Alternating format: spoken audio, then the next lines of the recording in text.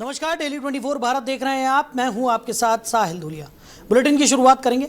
महाराष्ट्र की राजनीति में जारी उठापटक के बीच उद्धव ठाकरे गुट के बागी सांसदों की सुरक्षा बढ़ा दी गई है। जानकारी के मुताबिक केंद्रीय गृह मंत्रालय ने बगावत की राह पर चल रहे शिवसेना यूबीटी के सांसदों को वाई श्रेणी की सुरक्षा देने का फैसला किया है। ये कदम ऐसे समय में उठाया गया है जब महाराष्ट्र में ऑपरेशन टाइगर को लेकर सियासी हलचल तेज है और उद्धव ठाकरे गुट के कई सांसदों ने के एकनाथ शिंदे खेमे में जाने की अटकलें लगाई जा रही हैं।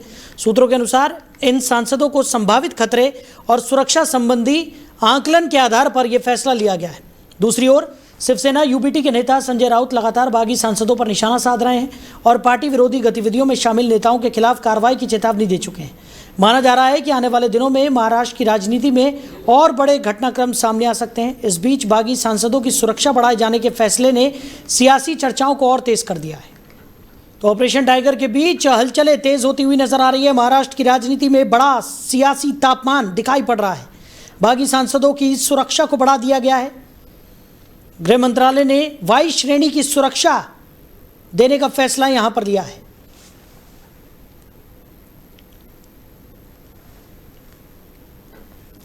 तो महाराष्ट्र की राजनीति में सियासी तापमान तेजी के साथ बढ़ता हुआ दिखाई पड़ रहा है। तो गृह मंत्रालय ने वाई श्रेणी की सुरक्षा देने का फैसला यहां पर बागी विधायकों को दे दिया है। तो खबर पर ज़्यादा चर्चा के साथ हमारे मैनेजिंग एडिटर रमेश ठाकुर जी हमारे साथ जुड़ गए। रमेश जी, गृह मंत्रालय ने बड़ा फैसला लिया है। महाराष्ट्र की राजनीति में इस वक्त उथल पुथल मची हुई है और इस बीच सांसदों को वाई श्रेणी की सुरक्षा देने का फैसला लिया गया है। कैसे देख रहे हैं? नहीं, इसमें तो बिल्कुल साफ हो गया है कि इसमें खेल किसका है। अगर कोई दूसरी पार्टी से अगर टूट के आ रहा है और किसी दल में जाके जुड़ रहा है और दल बदल जो कानून जो बना था वो सारा निष्क्रिय हो गया है, उसके बावजूद ऐसे लोगों के ऊपर कार्रवाई होनी चाहिए। सेंट्रल गवर्नमेंट से लेके लोकसभा अध्यक्ष से लेके सबके हर तरफ से इन पे कार्रवाई होनी चाहिए। बजाय उनको सुरक्षा दी जा रही है, उसका मनोहार किया जा रहा है, उनके स्वागत किया जा रहा है, उनको माला पहनाया जा रहा है। तो ये ऐसा नहीं है कि आज अगर आपकी तूती बोल रही है, आपके दिन अगर 20 हैं तो आप जो चाहो वो कर लो, ऐसा नहीं है। सत्ता परिवर्तन हमेशा से होता आया है। जब 77 के बाद में जब इमरजेंसी लगती है तो उस समय जनता ने इंदिरा गांधी को भी बता दिया था कि कोई भी पॉलिटिक्स में स्टेबलिश कोई नहीं रहता है। जब राजीव गांधी आते हैं, हालांकि 400 को नारा तो मोदी जी ने अब दिया था, तब 400 तो उस समय भी पार हो गए थे। बावजूद भी तब की कांग्रेस और आज की कांग्रेस में अगर आप कंपेयर करो तो कितना धरती आसमान का फर्क आपको दिखाई देता है। अब आ जाती मौजूदा राजनीति भारतीय जनता पार्टी। भाई, जो 84 में जिनकी 2 सीटें हो और वो इस समय तीसरी बार केंद्र में सरकार बना के बैठी है, बड़ी सीटें। अब जरूरी नहीं कि पहले टर्म में आप 303 ले आते हो, उसके बाद कम होती है, फिर आप 240 पे रुकते हो सकता कल 40 पे भी आ जाओ, 400 पे भी आ सकते हैं। तो समय का जो समय की नजाकत होती है राजनीति में, वो तब ज्यादा असर दिखाती है कि अब अभी आपके पास पावर कितनी है, सत्ता की चाबी कितनी है, और उसके पास ये देखा जाता है कि आपके पास पॉलिटिकल पोटेंशियल कितना है। और इन सब चीजों को जो अगर हम जोड़ के देखें, वो सारे के सारे भारतीय जनता पार्टी के पास है, हुकूमत के पास है, उनकी सरकारों के पास है। तो आप जो चाहे वो कर लें, लेकिन जनता देख रही है, ये सारा देश देख रहा है। इस समय दल बदल कानून जो बना हुआ था उसके तहत केंद्र सरकार को एक्शन लेना चाहिए था, स्वतः एक्शन लेना चाहिए। सुप्रीम कोर्ट में इसमें हालांकि हेयरिंग भी हो रही है, याचिकाएं भी जा रही हैं, लेकिन सुनवाई के नाम पे कुछ नहीं हो रहा है। ये सीधे सीधे कहूंगा, राजनीति के लिए जिसको स्वच्छ राजनीति हम लोग कहते हैं, वो मुझे लगता है बड़ी गंदी राजनीति की शुरुआत यहाँ से शुरू होती दिखाई दे रही है। जी बिल्कुल। और जिस तरीके की स्थिति इस वक्त बन रही है उद्धव गुट के लिए, तो काफ़ी ज़्यादा मुश्किलें यहाँ पर खड़ी हो गई हैं। इस बीच कहीं ना कहीं अटकलें ये भी लगाई जा रही हैं कि शिवसेना यूबीटी जो है वो अब कांग्रेस में विलय कर सकती है, और ऐसा अगर होता है तो महाराष्ट्र की राजनीति में एक बड़ा फेरबदल यहाँ पर देखने को मिल सकता है। नहीं, फेरबदल तो हो ही गया, आपसे क्या है भाई। जो महाराष्ट्र पत्ते तक नहीं हिला करते थे, बाला साहब ठाकरे जब हुआ करते थे, उनके एक इशारे पे फिल्म इंडस्ट्री से लेके और डाउन से लेके जितने भी वहाँ पे अंडरवर्ल्ड जो होते थे उनके इशारे पे कुछ नहीं होता। आज आप देखिएगा वो ना वो पार्टी रही, ना वो संगठन रहा, ना वो सरकार रही, सब कुछ तहस नहस हो गया है। अब मुझे लगता है कि हर बार भारतीय जनता पार्टी के ऊपर अगर आरोप प्रत्यारोप आप करते हो तो उसमें भी मुझे लग रहा थोड़ा सा आपको सोचना चाहिए।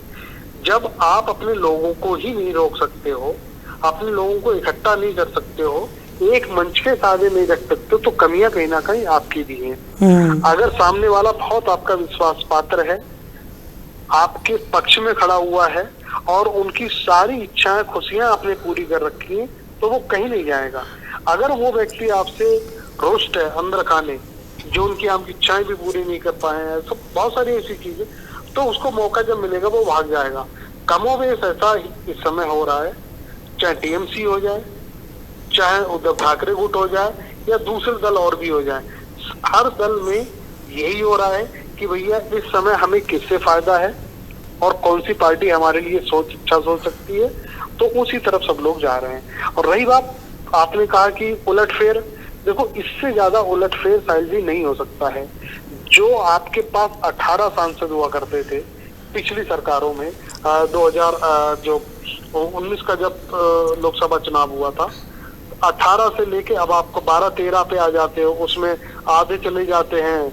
और दूसरे गुट में अब आपके पास जुमा बचते हैं 9 में भी ये खबर आ रही है कि 6 वो भी जाने वाले हैं।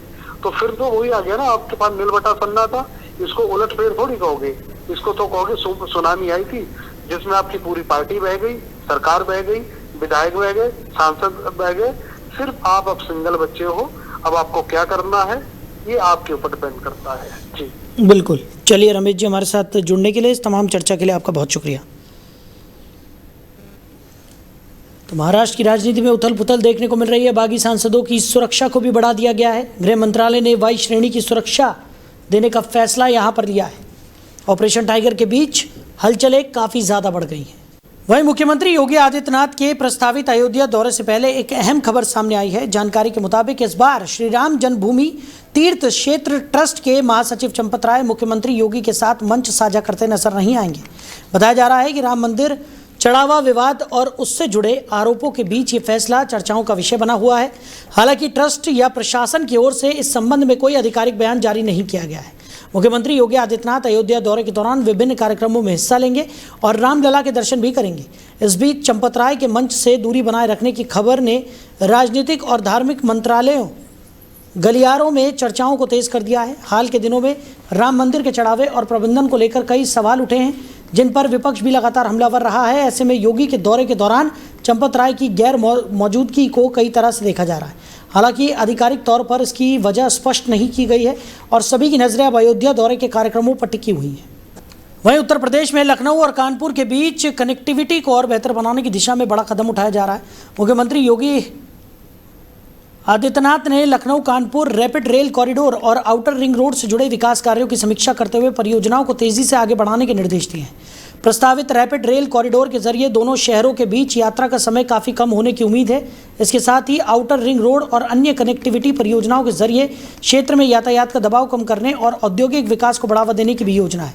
सरकार का मानना है कि इन परियोजनाओं के पूरा होने से लखनऊ, कानपुर, उन्नाव और आसपास के क्षेत्रों में निवेश, रोजगार और व्यापार के नए अवसर पैदा होंगे। अधिकारियों के अनुसार परियोजनाओं के लिए आवश्यक प्रतिक्रियाओं को तेजी से पूरा किया जा रहा है।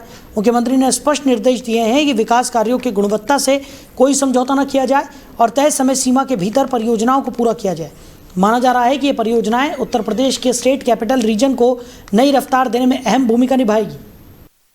वहीं उत्तर प्रदेश में समाजवादी पार्टी के विधायक राकेश कुमार वर्मा के खिलाफ बीजेपी सांसद और अभिनेत्री कंगना रनौत को लेकर कथित आपत्तिजनक पोस्ट करने के आरोप में एफआईआर दर्ज की गई है।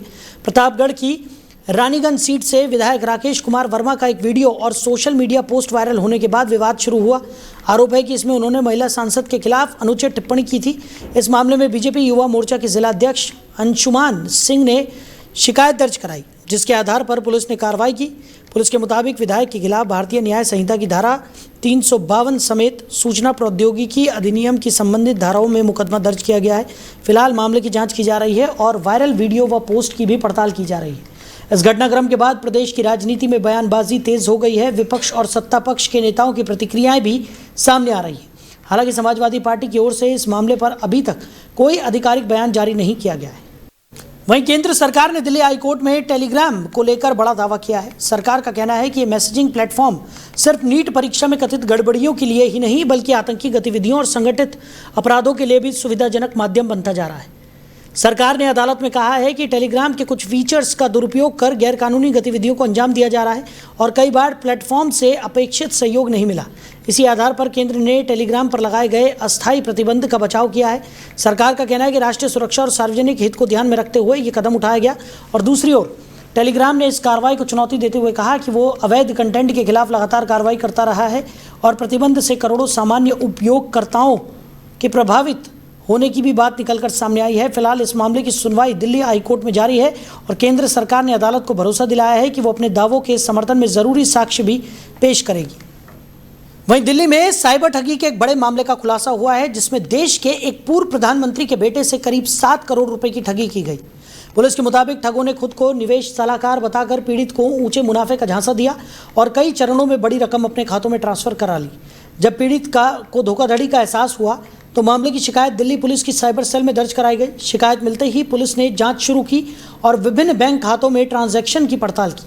जांच के दौरान पुलिस ने त्वरित कार्रवाई करते हुए करीब 4 करोड़ रुपए की राशि फ्रीज करा दी है।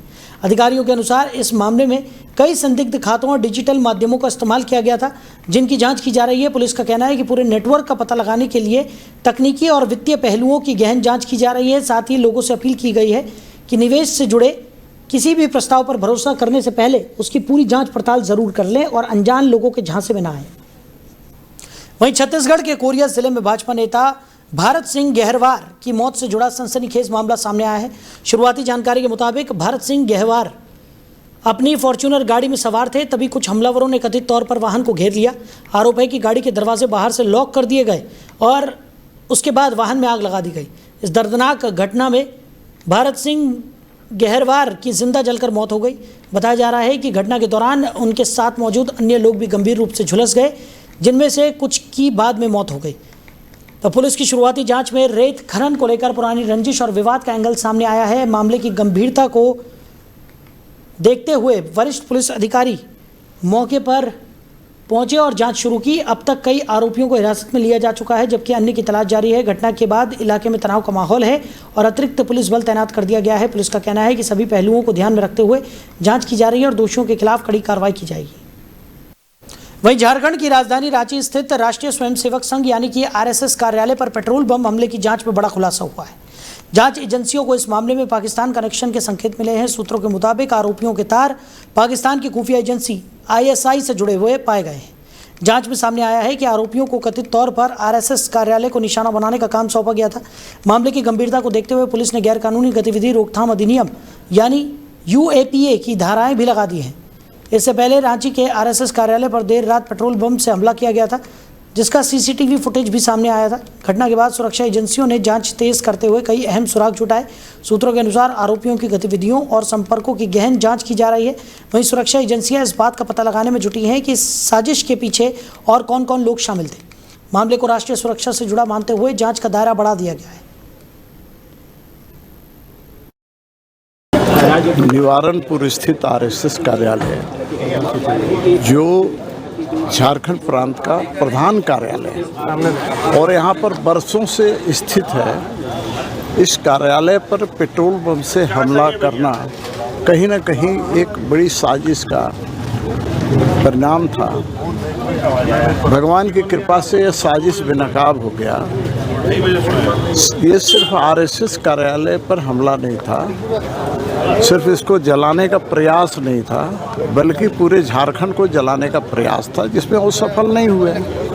मैं सिर्फ इतना ही कहना चाहूँगा कि जिला प्रशासन इसको गंभीरता से लेते हुए सीसीटीवी फुटेज भी आया है, उन सारी चीज़ों को जांच करते हुए और दोषियों को कड़ी से कड़ी सज़ा दिलाने का काम करें।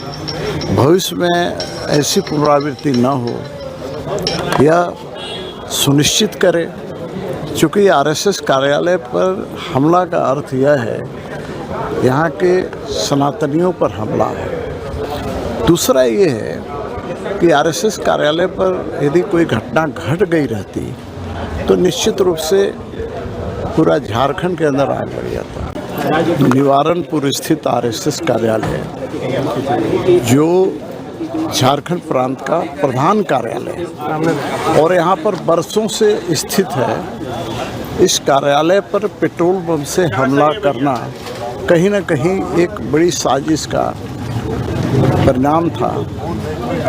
भगवान की कृपा से यह साजिश बेनकाब हो गया। ये सिर्फ आरएसएस कार्यालय पर हमला नहीं था, सिर्फ इसको जलाने का प्रयास नहीं था, बल्कि पूरे झारखंड को जलाने का प्रयास था, जिसमें वो सफल नहीं हुए।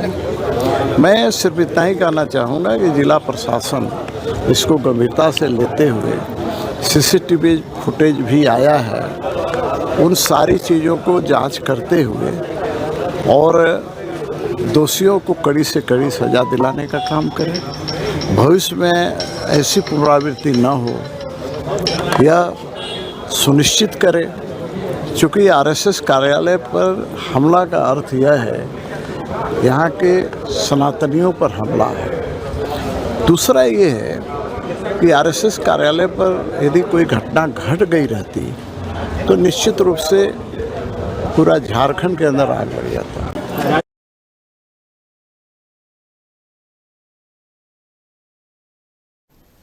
तो आरएसएस के कार्यालय पर यह हमला हुआ था। रांची आरएसएस कार्यालय पर हमले मामले में ये बड़ा खुलासा हुआ है। जांच में पाकिस्तान का कनेक्शन निकलकर सामने आया है। बताया जा रहा है कि आईएसआई से जुड़े हुए ये आरोपी थे जिन्होंने पेट्रोल बम से आरएसएस कार्यालय पर हमला किया था।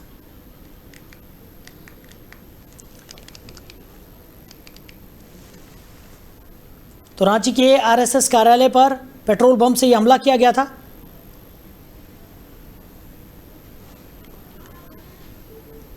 अब बताया जा रहा है कि इस पूरे मामले में आईएसआई से जुड़े हुए कनेक्शन निकलकर सामने आए, यानी पाकिस्तानी कनेक्शन निकलकर सामने आया है।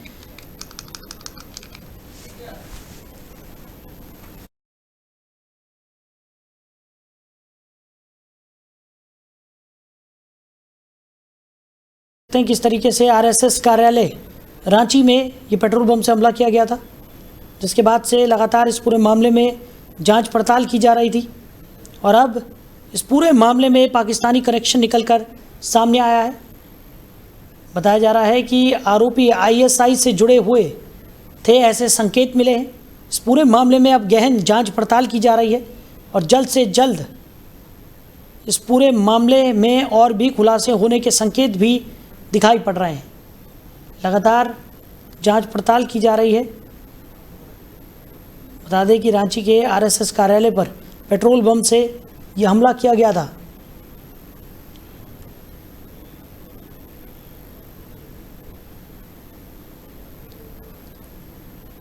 तो अब इस पूरे मामले में पाकिस्तानी कनेक्शन निकलकर सामने आया है। बताया जा रहा है कि आरोपियों के कनेक्शन आईएसआई से होने के संकेत मिले हैं।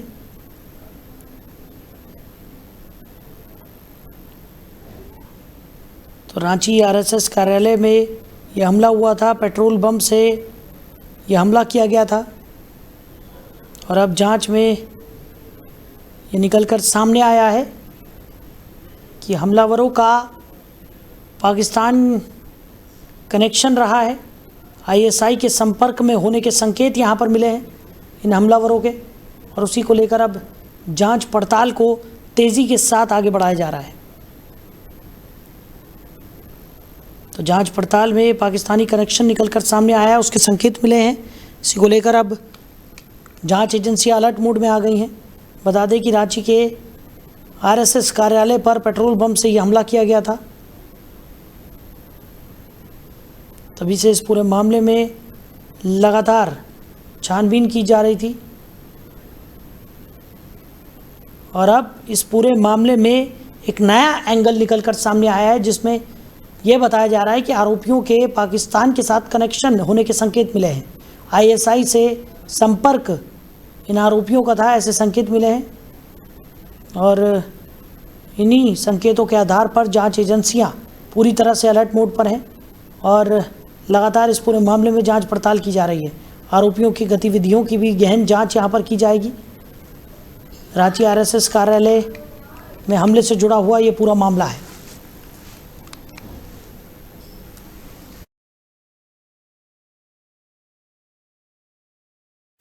वहीं रिलायंस कम्युनिकेशन से जुड़े मनी लॉन्ड्रिंग मामले में दिल्ली की राउज एवेन्यू कोर्ट ने पूर्व वरिष्ठ अधिकारियों गौतम दोषी और सतीश सेठ को न्यायिक हिरासत में भेज दिया है। दोनों को हाल ही में प्रवर्तन निदेशालय यानी कि ईडी ने गिरफ्तार किया था। ईडी का आरोप है कि रिलायंस एडीजी समूह की कंपनियों से जुड़े वित्तीय लेन देन के बड़े पैमाने पर अनियमितताएं हुई और धन के कथित दुरुपयोग के जरिए मनी लॉन्ड्रिंग को अंजाम दिया गया। जांच एजेंसी के मुताबिक गौतम दोषी रिलायंस कम्युनिकेशन से जुड़े मामलों को देखते थे, जबकि सतीश सेठ रिलायंस इंफ्रास्ट्रक्चर से जुड़े वित्तीय फैसलों में अहम भूमिका निभाते थे। इससे पहले दोनों को पूछताछ के लिए ईडी की हिरासत में रखा गया था। जांच के दौरान एजेंसी ने कथित फंड डायवर्जन, विदेशी खातों और कंपनियों के बीच वित्तीय लेन देन से जुड़े कई दस्तावेजों की पड़ताल की है। ईडी का कहना है कि मामले की जांच अभी जारी है और आने वाले दिनों में कुछ और लोगों से पूछताछ की जा सकती है। इस मामले को रिलायंस एडीजी समूह से जुड़े सबसे चर्चित आर्थिक मामलों में से एक माना जा रहा है। वहीं उत्तर प्रदेश के कौशाम्बी जिले में एक दर्दनाक हादसे में 2 चचेरे भाइयों की जान चली गई। घटना उस समय हुई जब दोनों बच्चे पानी से भरे एक गड्ढे के पास गए थे और अचानक गहरे पानी में डूब गए। काफी देर तक जब दोनों का कोई पता नहीं चला तो परिजनों और ग्रामीणों ने उनकी तलाश शुरू की। सूचना मिलते ही बड़ी संख्या में ग्रामीण मौके पर पहुंच गए और काफी मशक्कत के बाद दोनों को बाहर निकाला गया। वहीं अमेरिका और ईरान के बीच हुए शांति समझौते के बाद अंतर्राष्ट्रीय बाजार में कच्चे तेल की कीमतों में गिरावट आई है, जिसके बाद देश में पेट्रोल, डीजल, सीएनजी और एलपीजी की कीमतें कम होने की अटकलें तेज हो गई हैं। इस बीच केंद्र सरकार की ओर से इस पर प्रतिक्रिया सामने आई है। पेट्रोलियम, प्राकृतिक गैस और पर्यटन राज्य मंत्री सुरेश गोपी ने कहा है कि वैश्विक बाजार में कच्चे तेल की कीमतों में कमी का असर घरेलू बाजार में तुरंत दिखाई नहीं देता। उन्होंने कहा कि सस्ता कच्चा तेल भारत तक पहुंचने और उसकी प्रोसेसिंग में समय लगता है, इसलिए कीमतों की समीक्षा परिस्थितियों और उपलब्धता के आधार पर की जाएंगी। वहीं दुनिया के सबसे अहम समुद्री तेल मार्गों में से एक होर्मुज जल डमरू मध्य के दोबारा खुलने से भारत के लिए बड़ी राहत की उम्मीद है। अमेरिका और ईरान के बीच हुए समझौते के बाद इस मार्ग से तेल आपूर्ति सामान्य होने लगी है और करीब 6 करोड़ बैरल कच्चा तेल वैश्विक बाजार में पहुंचने के लिए तैयार है। इसका असर अंतर्राष्ट्रीय बाजार में भी दिखाई देने लगा है, जहां कच्चे तेल की कीमतों में नरमी दर्ज की गई है। विशेषज्ञों का मानना है कि तेल की आपूर्ति बढ़ने से भारत का आयात बिल कम हो सकता है और महंगाई पर भी दबाव पड़ने की संभावना है। वहीं आईपीएल 2027 के मैचों की संख्या 74 से बढ़ाकर 94 किए जाने की अटकलों पर बीसीसीआई सचिव देवजीत सैकिया ने स्थिति साफ कर दी है। उन्होंने कहा कि फिलहाल आईपीएल के मुकाबलों की संख्या बढ़ाने पर कोई गंभीर चर्चा नहीं हो रही है और 2027 सीजन भी 74 मैचों के मौजूदा प्रारूप के साथ ही आयोजित किया जाएगा। सैकिया के मुताबिक अंतर्राष्ट्रीय क्रिकेट कैलेंडर, विभिन्न देशों के द्विपक्षीय कार्यक्रम और आईसीसी टूर्नामेंट जैसे कई पहलुओं को ध्यान में रखना पड़ता है, इसलिए अभी 94 मैचों के प्रारूप पर फैसला लेना संभव नहीं है।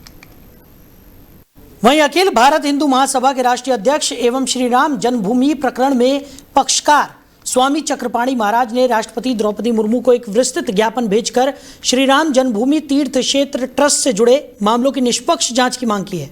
उन्होंने आरोप लगाया है कि ट्रस्ट के संचालन और प्रबंधन में कुछ कथित वित्तीय अनियमितताओं को लेकर सवाल उठ रहे हैं, जिनकी पारदर्शी जांच आवश्यक है। ज्ञापन में स्वामी चक्रपाणी महाराज ने उल्लेख किया है कि अयोध्या श्री राम जन्मभूमि आंदोलन और वर्षों तक चले कानूनी संघर्ष में कोई हिंदू पक्षकारों, संतों और अधिवक्ताओं ने महत्वपूर्ण भूमिका निभाई थी।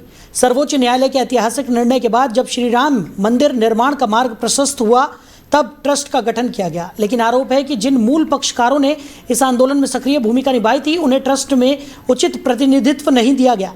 उन्होंने ये भी कहा कि मंदिर से जुड़े दान, देव द्रव्य, स्वर्ण, रजत और अन्य भेंटों के प्रबंधन को लेकर समय समय पर कथित अनियमितताओं की चर्चाएं सामने आती रही हैं।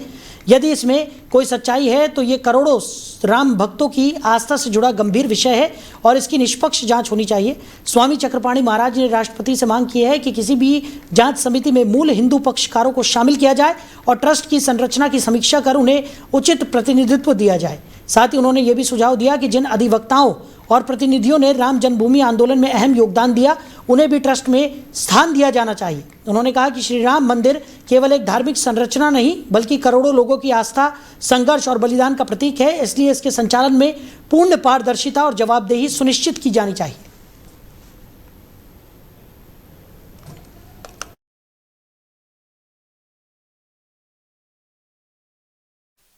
तो फिलहाल इस बुलेटिन में मेरे साथ इतना ही। आप बने रहिए और देखते रहिए डेली 24 भारत। नमस्कार।